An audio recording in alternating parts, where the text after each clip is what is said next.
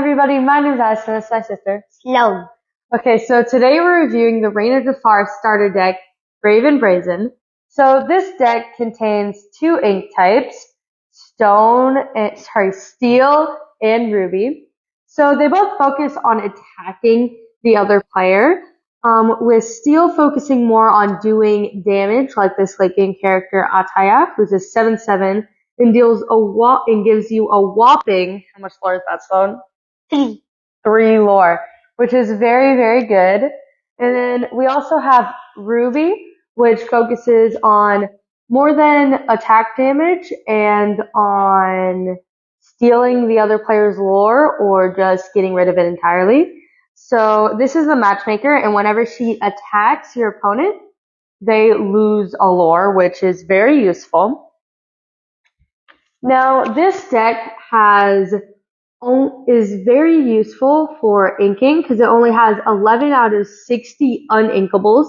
So you don't have to worry about getting a handful of just uninkable cards that you can't use unless you are very unlucky. So this deck also has two main characters. We have, who is this one? Mulan and Stitch. We have Mulan and Stitch right here. They both, like the rest of their deck, have battleground abilities. So Mulan has this really neat ability to where she can challenge readied characters, which is very useful if your opponent is trying to protect someone, because they can't. And then we also have Stitch here, who, whenever he wins a fight, on top of winning the fight, he also gains a lore and gets to draw a card. So that also makes him very useful. Now, this deck is also very good for getting early game lore. Here we have two cards. We have Friend Owl and Grandmother Fa. They both only take 2 ink to play, but, Sloane, how much lore do they give?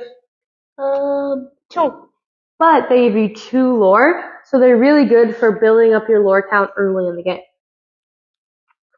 And then this deck also has a couple items. One here is the training staff, and like the rest of the deck, very battle oriented. This gives you +2 challenger to any character of your choice whenever you exert it, which, of course, very useful. That's just a +2 damage.